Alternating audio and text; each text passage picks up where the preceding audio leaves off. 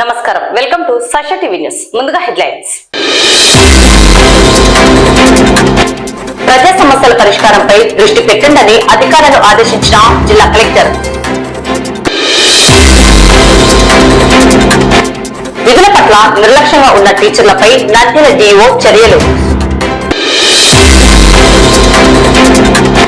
వివోఏలపై రాజకీయ వేధింపులు తొలగింపులు ఆపాలని కోరుతూ వివోఏ సంఘం ఆధ్వర్యంలో ధర్నా.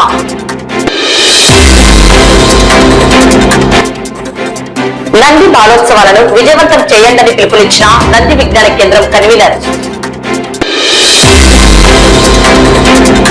వైభవంగా సంఘమిత్ర సేవా సమితి 31వ వార్షికోత్సవం.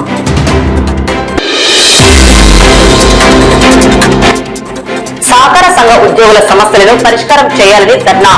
జిల్లా కలెక్టర్ కి సమస్యల వినతి. ముగిసిన కాస్మోపాలిటన్ క్లబ్ ఆధ్వర్యంలో నిర్వహించిన షటిల్ టోర్నమెంట్ విజేతలకు బహుమతుల అందజేత. కర్నూలు కడప జాతీయ రహదారిపై దారి దోపిడీ, బైక్పై వెళ్తున్న దంపతులపై దుండగుల దాడి, నగదు మరియు బంగారు గొలుసు దోపిడీ. బనగానపల్లె పట్టణం వైఎస్ఆర్ పార్టీ మైనారిటీ నాయకుడు అబ్దుల్ ఫైజ్ అరెస్ట్.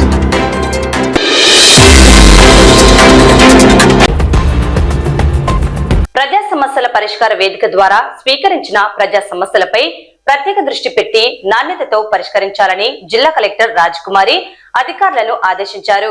సోమవారం కలెక్టరేట్ లోని PGRS హాలులో జిల్లా నలుమూలల నుండి వచ్చిన ప్రజల నుండి ఫిర్యాదులను స్వీకరించారు. జిల్లా కలెక్టర్ తో పాటు జాయింట్ కలెక్టర్ విష్ణుచరణ్, DRO రాము నాయక్, స్పెషల్ డిప్యూటీ కలెక్టర్లు, జిల్లా అధికారులు పాల్గొన్నారు. ఈ సందర్భంగా జిల్లా కలెక్టర్ మాట్లాడుతూ ప్రజా సమస్యలపై ప్రత్యేక దృష్టి సారించి ప్రతి అర్జీని క్షుణ్ణంగా పరిశీలించి అర్జీదారుడు సంతృప్తి చెందే స్థాయిలో పరిష్కరించాలని ఆదేశించారు. ప్రతి అధికారి తన లాగిన్ లో ఉన్న అర్జీలను అదే రోజు చూసి యాక్సెప్ట్ చేయడం లేదా సంబంధిత శాఖకు ఫార్వర్డ్ చేయాలన్నారు. ఇంకా 83 దరఖాస్తులను వ్యూ చేయలేదని చూడటానికి ఇబ్బంది ఏంటని కలెక్టర్ ప్రశ్నించారు. డివిజన్, మండలం, మున్సిపాలిటీలలో జరుగుతున్న ప్రజా సమస్యల పరిష్కార అర్జీలను ఆన్లైన్ లో నమోదు చేయడంతో పాటు మినిట్స్ కాపీలను జిల్లా కేంద్రంలోని PGRS నోడల్ అధికారికి పంపాలని కలెక్టర్ ఆదేశించారు. నియోజకవర్గాల్లోని ఎమ్మెల్యేలు స్వీకరించిన అర్జీలను కూడా PGRS లాగిన్ లో తప్పనిసరిగా నమోదు చేసే బాధ్యత సంబంధిత తహసీల్దార్లు తీసుకోవాలన్నారు. ఇక నుండి కార్యాలయపు దస్త్రాలన్నీ ఈ ఆఫీస్ ద్వారానే రావాలని, లేని పక్షంలో సంబంధిత అధికారులపై క్రమశిక్షణ చర్యలు తీసుకోవాలని ప్రభుత్వం ఆదేశాలు జారీ చేసిందన్నారు. ఈ మేరకు జిల్లా అధికారులందరూ దస్తరాలన్నీ ఈ ఆఫీస్ ద్వారానే పంపాలని, లేని పక్షంలో ఏ దస్తాన్ని స్వీకరించేది లేదని కలెక్టర్ స్పష్టం చేశారు. ఇంకా ఈ కార్యక్రమంలో 152 మంది అర్జీదారులు తమ సమస్యల పరిష్కారానికి జిల్లా కలెక్టర్ కు అర్జీలు సమర్పించారు. ఈ సమస్యలన్నీ వితిన్ SLA లోగా పరిష్కరించాలని సంబంధిత అధికారులకు ఎండార్స్ చేస్తూ కలెక్టర్ ఆదేశాలు జారీ చేశారు.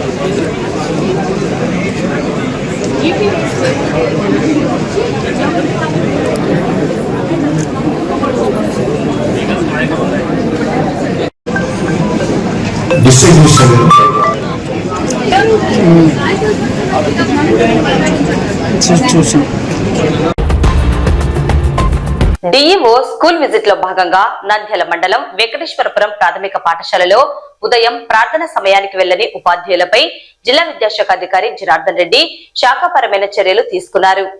నంద్యాల నుండి కేవలం 3 కిలోమీటర్ల దూరంలో ఉన్న పాఠశాలకు సకాలంలో విధులకు వెళ్లని ఉపాధ్యాయులు పాఠశాల ప్రార్థన సమయానికి వెళ్లకపోవడంతో అలసత్వం వహించారని, విధుల పట్ల నిర్లక్ష్యంగా ఉన్న టీచర్లపై నంద్యాల డిఈఓ జనార్దన్ రెడ్డి ఆగ్రహం వ్యక్తం చేస్తూ షోకాజ్ నోటీసులు జారీ చేశారు.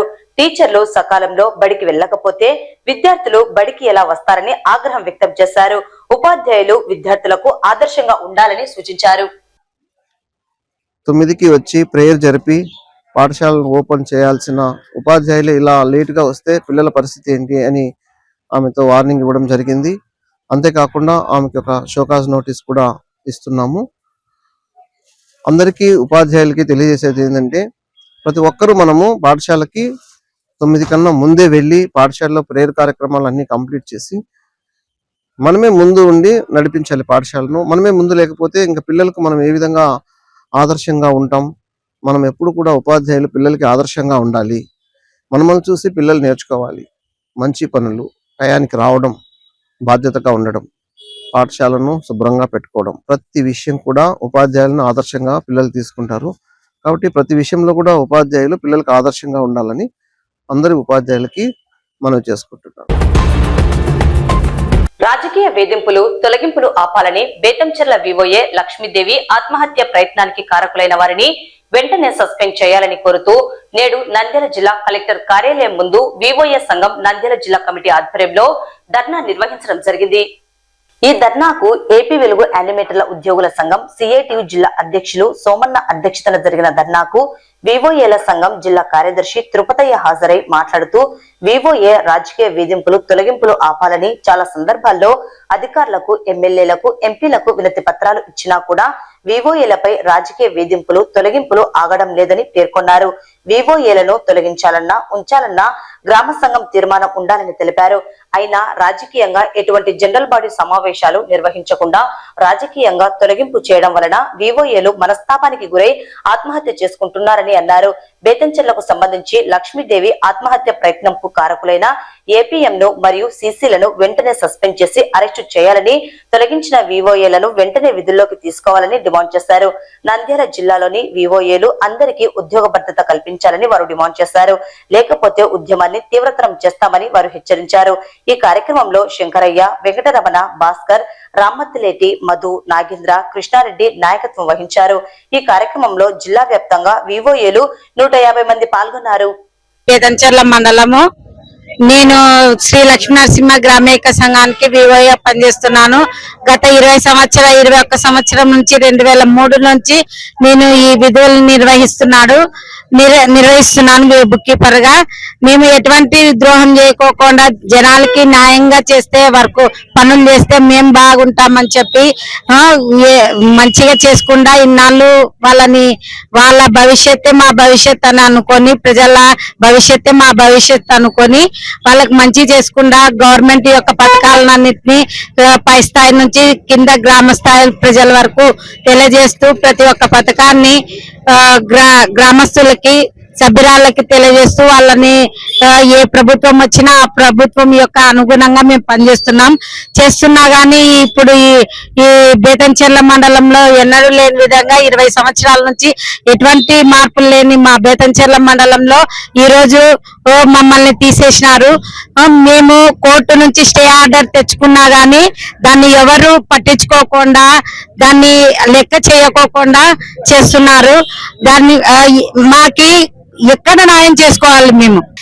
తర్వాత వచ్చి మీరు పాతోళ్ళు వస్తే మేము అడుగు పెట్టనీయము, వెలుగాఫీస్ లో అడుగు పెట్టనీయము, మీతో మాట్లాడకూడదు, ఎవరన్నా వాళ్ళతో రాపించుకుంటే వాళ్ళకి మేము సంతకాలు చేయము, బ్యాంకుల్లో పోయి బ్యాంక్ మేనేజర్లకు మెసేజ్లు పెట్టి ఇట్లా టార్చర్, ప్రతి ఒక్కటి టార్చర్, ప్రతి ఒక్క రకంగా వాళ్ళు మమ్మల్ని ఇబ్బందులు పాలు చేస్తున్నారు. మమ్మల్ని మానసికంగా ఇబ్బంది పెట్టి మా మనసుల్ని ఆందోళన, భయాందోళనంలో చేసి మమ్మల్ని ఇబ్బంది పెట్టి మేము ఇన్నేళ్లుగా గౌరవంగా పెట్టుకున్న మా గౌరవాన్ని భంగం కలిగించినారు. ఈ నెల 22, 23 తేదీలలో నంద్యాల జిల్లా కేంద్రంలోని మున్సిపల్ టౌన్ హాల్లో జరుగు నంది బాలోత్సవాలను విజయవంతం చేయాలని నంది విజ్ఞాన కేంద్రం కన్వీనర్ రామరాజు, నంది బాలోత్సవాల ఆహ్వాన సంఘం ఆర్గనైజింగ్ కార్యదర్శి మౌలాలి, ఉపాధ్యక్షులు, నాయకులు పిలుపునిచ్చారు. సోమవారం నంద్యాల పట్నం ఎస్డిఓ హోమ్ లో నంది బాలోత్సవాలు విజయవంతం చేయాలని కోరుతూ పాత్రికేయుల సమావేశం నిర్వహించారు. పిల్లలలో సృజనాత్మకతను, నైపుణ్యాన్ని వెలికి తీయడం కోసం, సమాజం పట్ల పిల్లలలో అవగాహన కల్పించడం కోసం ప్రతి ఏటా బాలోత్సవాలు నిర్వహించడం జరుగుతున్నట్లు వారు పేర్కొన్నారు. ఈ సందర్భంగా వారు మాట్లాడుతూ జీవితానికి చదువు చాలా ముఖ్యమే కానీ పిల్లల ఒత్తిడితో ఇష్టపడి చదివే వాతావరణం కావాలన్నారు. వారి అభిరుచులను, ఆసక్తులను, సృజనను ప్రోత్సహించే పరిస్థితులు ఉండాలన్నారు. కులమత తారతమ్యాలు సమస్య పోవాలని, పిల్లలలో తామంతా ఒకటే అనే భావన రావాలన్నారు. చిన్నారులలో విశాల భావనను పెరగడానికి, సృజనాత్మకతను ప్రోత్సహించడానికి నంది విజ్ఞాన కేంద్రం ఆధ్వర్యంలో నిర్వహిస్తున్న నంది బాలోత్సవ ద్వితీయ పిల్లల పండుగలో 16 అకాడమీ, 9 సంస్కృతి విభాగంలో 45 రకాల పోటీలు జరుగుతాయని తెలిపారు. ముఖ్యంగా వివిధ అంశాలపైన వ్యాసరచన, వక్తృత్వ, కూచిపూడి, క్లాసికల్ నృత్యాలు, జానపద నృత్యాలు తమ ప్రతిభను చూపనున్నట్లు వారు వెల్లడించారు. ఈ కార్యక్రమంలో ప్రభుత్వ, మున్సిపల్, ప్రైవేట్, ఎయిడెడ్, కార్పొరేట్ పాఠశాలల విద్యార్థులు పాల్గొంటున్నారన్నారు. కార్యక్రమంలో నంది బాలోత్సవాల నిర్వాహకులు మదాల శ్రీనివాసులు, శివ, వీరసేన తదితరులు పాల్గొన్నారు. ఇన్విటేషన్స్ కూడా ఇవ్వడం అనేది జరిగింది. ఈ నంది బాలోత్సవాల్లో దాదాపు 50 రకాలైనటువంటి అకాడమిక్ మరియు కల్చరల్ ప్రోగ్రామ్ ఈవెంట్స్ కండక్ట్ చేస్తున్నాం. దీనికి పోయిన సంవత్సరం దాదాపు 3000 మంది విద్యార్థులతో పాటు కొంతమంది ఉపాధ్యాయులు, అట్లాగే కొంతమంది తల్లిదండ్రులు కూడా పాల్గొనడం జరిగింది. వచ్చిన ప్రతి విద్యార్థికి పార్టిసిపేషన్ సర్టిఫికేట్ ఇచ్చాము. అట్లాగే రకరకాల ప్రోగ్రామ్స్ లో వెళ్ళేటువంటి వాళ్ళకు మెమోంట్లు కూడా ఇవ్వడం అనేది జరిగింది. వచ్చినటువంటి విద్యార్థులకు అందరికీ కూడా 2 పూటల మధ్యాహ్నం కూడా భోజనాలు కూడా అరేంజ్ చేయడం అనేది జరిగింది. ఈ సంవత్సరం కూడా 2 రోజులు భోజనాలు అరేంజ్ చేస్తున్నాము. అట్లాగే వచ్చినటువంటి విద్యార్థులందరికీ కూడా పార్టిసిపేషన్ సర్టిఫికేట్, అలాగే మెమోంట్లు కూడా ఇవ్వడం అనేది జరుగుతుంది. అట్లాగే విద్యార్థులకు అందరికీ కూడా స్నాక్స్ కూడా ఈ సంవత్సరం ఇస్తున్నాము.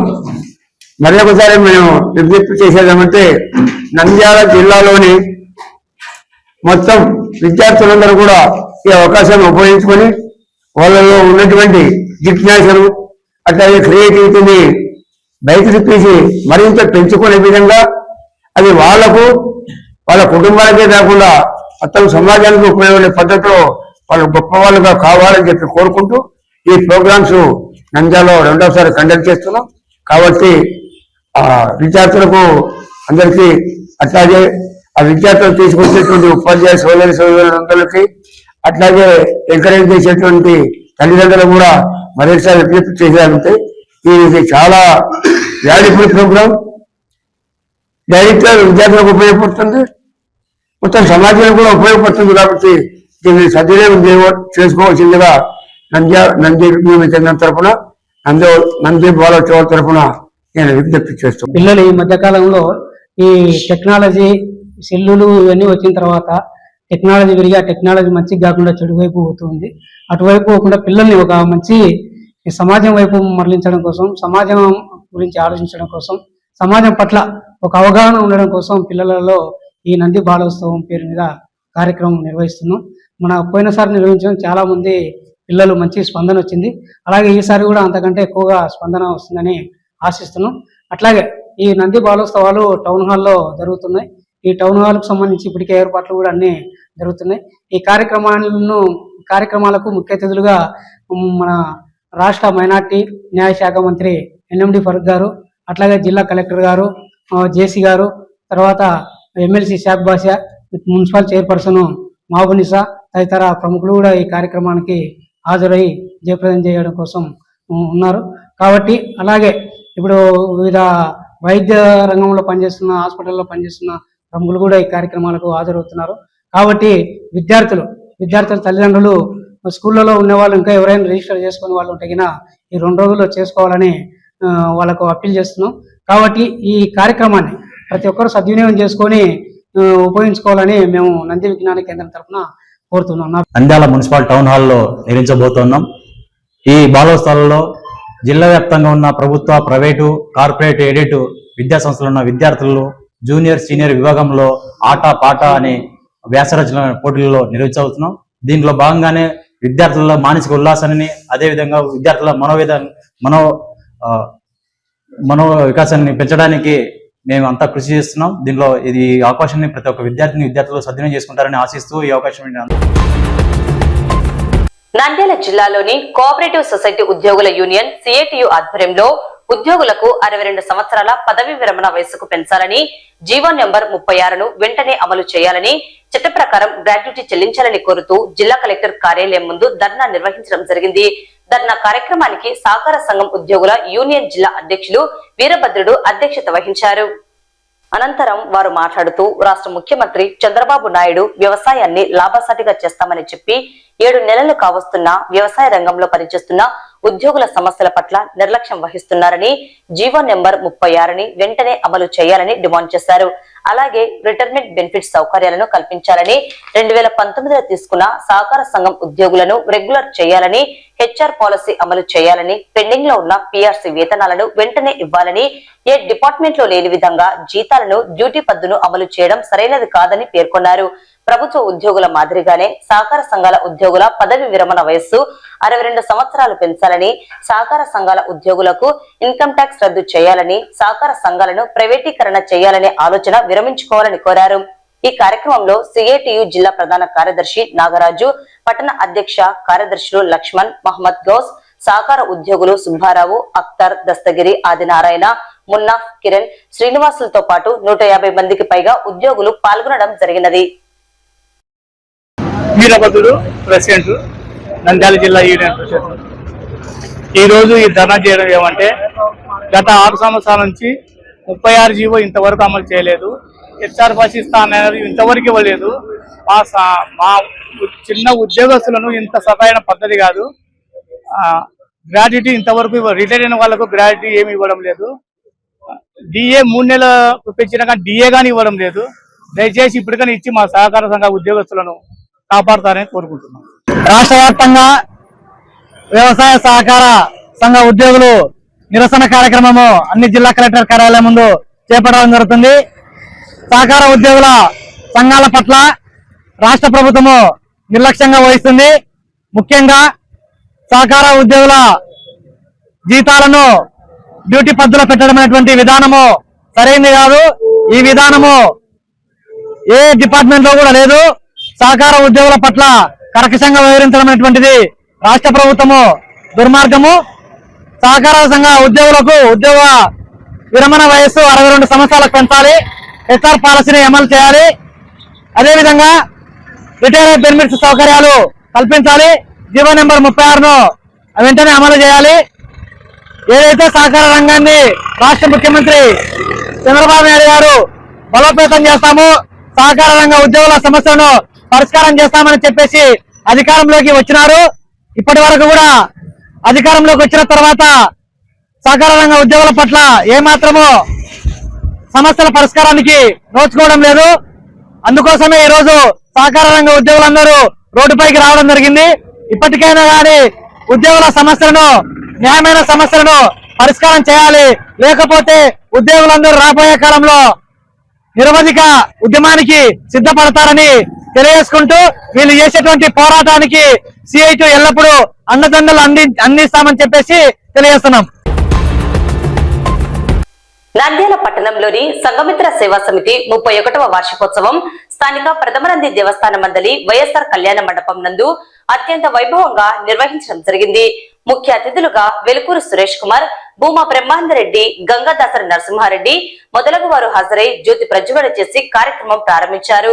ఛాయాచిత్ర ప్రదర్శనను బాదావి మల్లికార్జున గుప్తా జ్యోతి ప్రజ్వలన చేయగా ట్రాఫిక్ సే మల్లికార్జున గుప్తా ప్రారంభించారు. వక్తలు సంఘమిత్ర అధ్యక్షులు కర్ణాటి నాగసుబ్బారెడ్డి సంఘమిత్ర నిర్వహిస్తున్న అనేక సేవా కార్యక్రమాలను క్లుప్తంగా వివరించారు. చిన్నారులు తమదైన శైలిలో సందేశాత్మకమైన నాటికలు, ముఖ్యంగా సెల్ ఫోన్ వాడడం వల్ల ఉపయోగాలు, అతిగా ఉపయోగించడం వల్ల జరిగే అనర్థాలను చక్కగా వివరించారు. మన తోటి యావత్ మానవాళికి ఆహారం అందిస్తున్న మన నేస్తమైన రైతన్నల కష్టాలు, సుఖాలను వివరిస్తూ రైతన్నలకు మన సహాయ సహకారాలు అందించవలసినదిగా నృత్య రూపకం ద్వారా వివరించారు. అలాగే ప్రస్తుత సమాజాన్ని పట్టి పీడిస్తున్న ప్లాస్టిక్ అనే భూతాన్ని పారద్రోలి నంద్యాలలో ప్లాస్టిక్ రహిత నగరంగా తీర్చిదిద్దడానికి ఎలా పాటుపడాలో వివరిస్తూ ప్లాస్టిక్ ఆసరుడు అనే నృత్య రూపకం ద్వారా చక్కగా తెలియజేశారు. అలాగే మనం ఈ రోజు సురక్షితంగా ఆనందంగా ఉండడానికి కారణమైన మన నేస్తాలైన ఆర్మీ జవాన్ల త్యాగ రూపాన్ని తెలియజేయడం, ఆరోగ్యానికి సంబంధించిన యోగా, మన భారతీయ కళలలో భాగం అయిన యోగా చాప్ పిరమిడ్లు, చెక్కభజన మొదలగు కార్యక్రమాలను చక్కగా నిర్వహించడం జరిగినది. అదేవిధంగా మన రెండో ప్రకల్పం ద్వారా అన్నదాతలకు సేవలు అందించడం కోసం విద్యార్థి వసతి గృహం ప్రారంభించబడింది. దీని ద్వారా ఆర్థికంగా ఉన్నటువంటి గ్రామీణ రైతు పిల్లల చదువు కొనసాగించడం కోసం ఉచిత విద్య, భోజన వసతి సౌకర్యం కల్పించి పై మొదటి ప్రకల్పన మాదిరిగానే సేవలు అందించడం జరుగుతూ ఉంది. మరి మూడవ ప్రకల్పం సంచార వైద్యశాల ద్వారా గత 12 సంవత్సరాలుగా నిరంతరం మానవీయ గిరిజన ఆవాసాలైనటువంటి 40 క్షేత్రాలకు మెడికల్ ఆఫీసర్ నేతృత్వంలో వైద్య సహాయం అందించడం జరుగుతున్నది. ఇంతేకాకుండా చెంచుల అభ్యున్నతి కోసం సర్వే నిర్వహించి వారి అవసరాలను గుర్తించి ఆయా గూడాలలో నివసించే చెంచులకు వివిధ రకాలైన ఆహార, ఆరోగ్య, ఆర్థిక, సాంఘిక, సామాజిక అంశాలపై నిపుణులచే సదస్సులు నిర్వహించి వారి యొక్క సర్వోత్తమ ముఖాభివృద్ధిపై వారిని చైతన్యపరచడమే కాకుండా ఆయా సందర్భానుసారంగా వారి అవసరాలను బట్టి మందులు, నిత్యావసరాలు, దుస్తులు పంపిణీ చేయడం జరుగుతుంది. నంద్యాల కాస్మోపాలిటన్ క్లబ్ వారి ఆధ్వర్యంలో నంద్యాల మరియు కర్నూలు జిల్లాల స్థాయిలో ఈ నెల 18, 19 డబుల్స్ మరియు mixed triples shuttle badminton tournament నేటితో ముగిసింది. ఈ పోటీలలో విజేతలకు ముఖ్య అతిథులుగా హాజరైన ఆర్జీఎం విద్యాసంస్థల డైరెక్టర్ మిద్దె శివరాం చేతుల మీదుగా నగదు బహుమతి మరియు ట్రోఫీలను అందజేశారు. ఈ పోటీలు ఐతా రామసుబ్బారెడ్డి, సుదర్శన్ రెడ్డి, స్పోర్ట్స్ కన్వీనర్ ఖాన్, గోపాల్, నీలి శ్రీనివాసులు, బాబు ఆధ్వర్యంలో ఘనంగా పోటీలు నిర్వహించడం జరిగినది.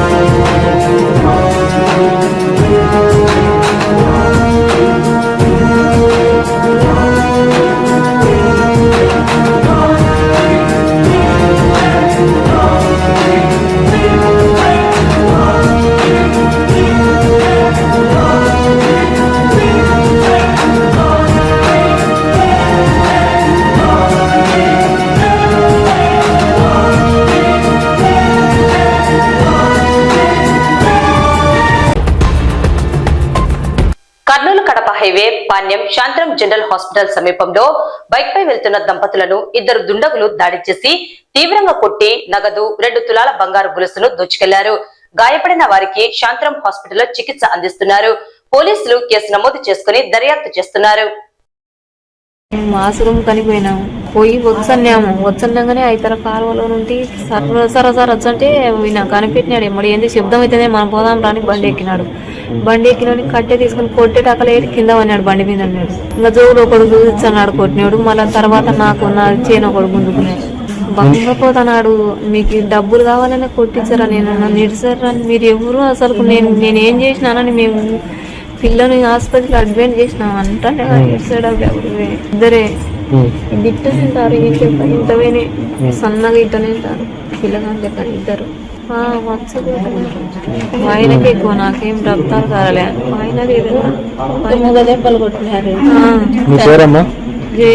మా సిస్టర్ ప్రెగ్నెంట్, చెకప్ కోసం హాస్పిటల్ దగ్గరకు వచ్చినారు. హాస్పిటల్లో 24 hours అబ్జర్వేషన్ లో పెట్టాలని మా సిస్టర్ చెప్పినారు. వీళ్ళు బాత్రూమ్ అట్లా వస్తుంటే అట్లా పొలం దగ్గరికి వెళ్ళినారు. పొలం దగ్గర ఏం జరిగిందో ఏమో వాళ్ళని కొట్టేసి వాళ్ళ దగ్గర ఉన్న క్యాష్ చైన్ మొత్తం లాక్కొని వాళ్ళని ఇట్లా కొట్టి చేయలేక కొంచెం దూరం తీసుకొని పోయినారు. దాడి చేసిన వాళ్ళు అంత వాళ్ళు క్లారిటీ కనుక్కోలేకపోతున్నారు. మా పెద్దమ్మ వచ్చేసి వాళ్ళు హిందీ మాట్లాడినారని చెప్తున్నారు.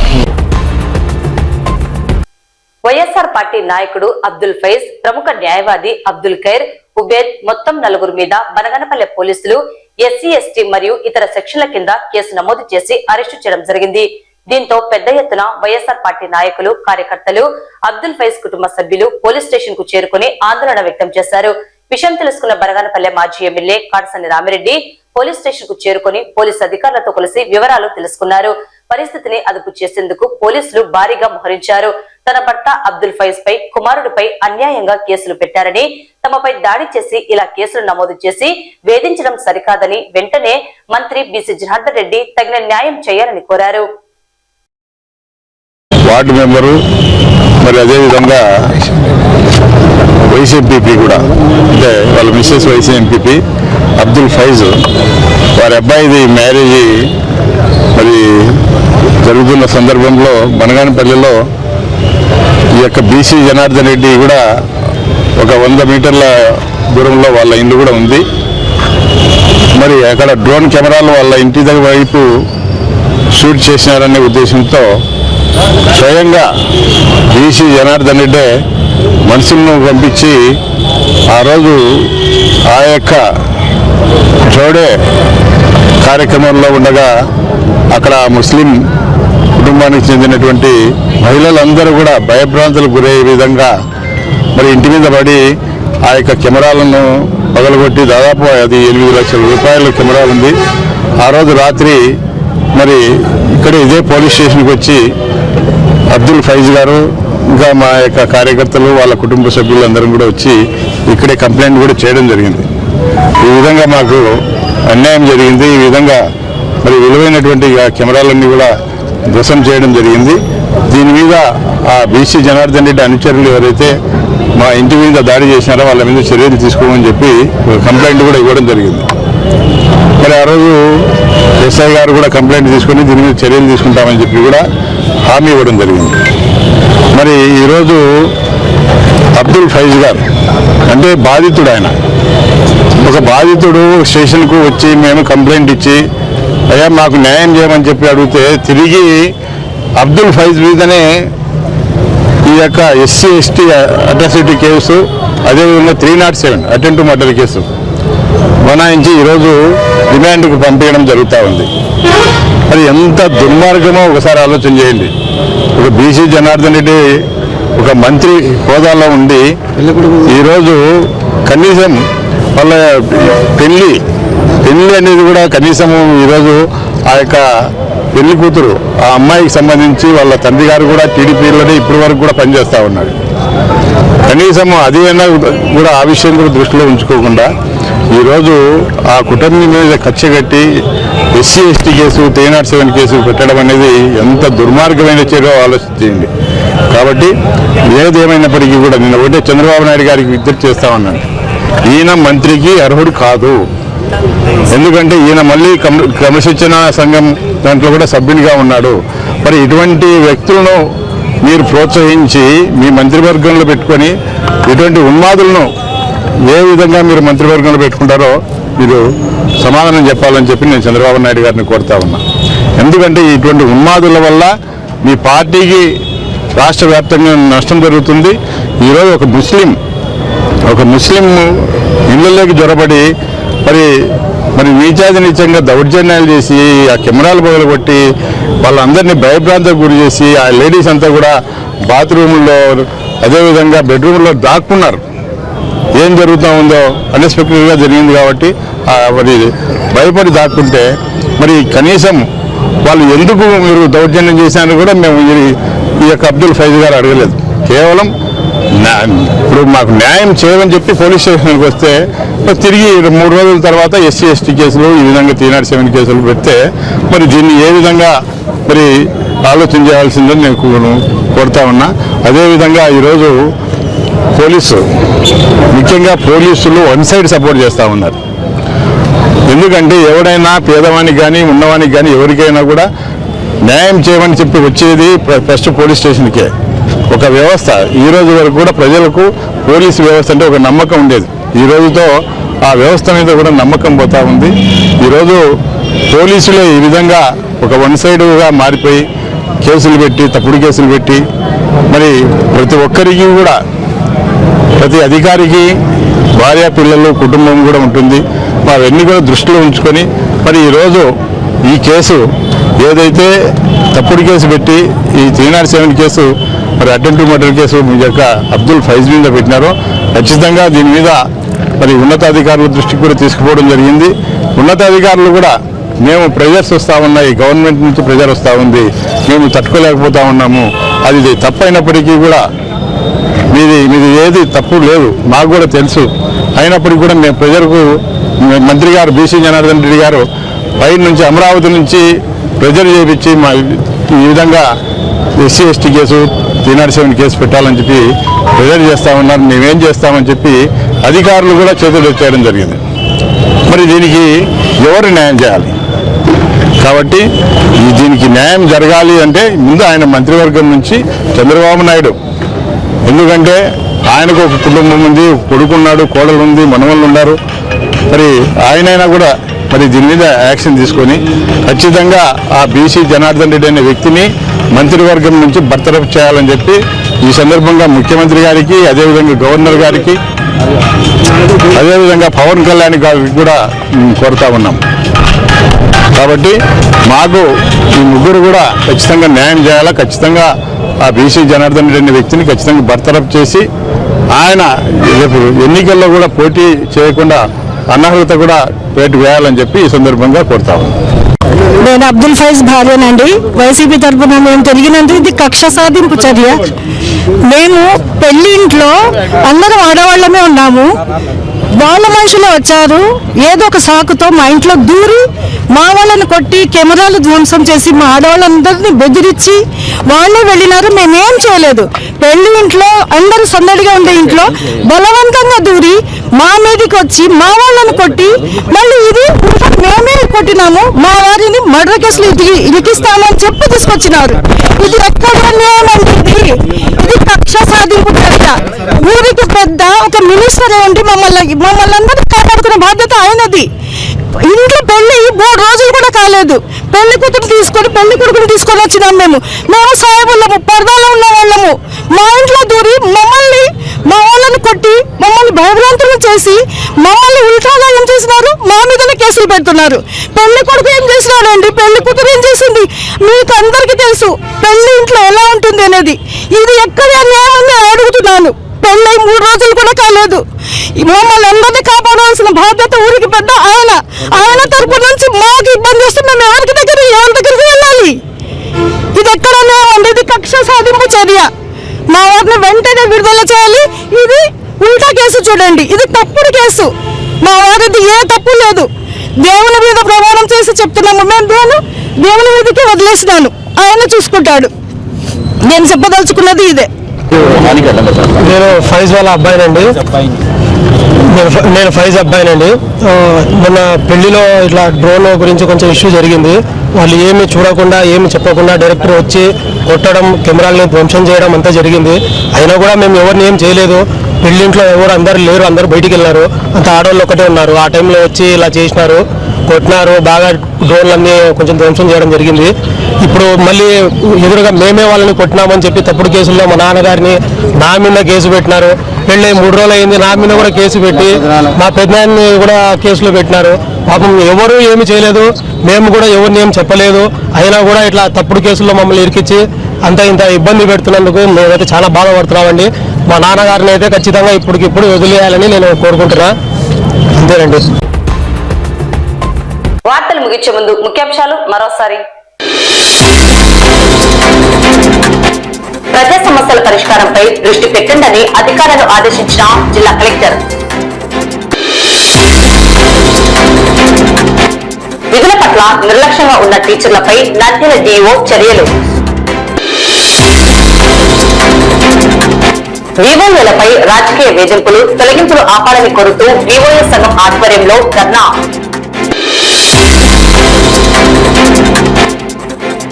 నంది బాలోత్సవాలను విజయవంతం చేయండని పిలుపునిచ్చిన నంది విజ్ఞాన కేంద్రం కన్వీనర్. వైభవంగా సంఘమిత్ర సేవా సమితి 31వ వార్షికోత్సవం.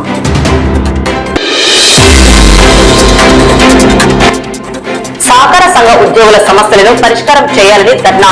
జిల్లా కలెక్టర్ కి సమస్యల వినతి. ముగిసిన కాస్మోపాలిటన్ క్లబ్ ఆధ్వర్యంలో నిర్వహించిన షటిల్ టోర్నమెంట్. విజేతలకు బహుమతుల అందజేత. కర్నూలు కడప జాతీయ రహదారిపై దారి దోపిడీ. బైక్పై వెళ్తున్న దంపతులపై దుండగుల దాడి. నగదు మరియు బంగారు గొలుసు దోపిడీ. బనగానపల్లె పట్టణం వైఎస్ఆర్ పార్టీ మైనారిటీ నాయకుడు అబ్దుల్ ఫైజ్ అరెస్ట్.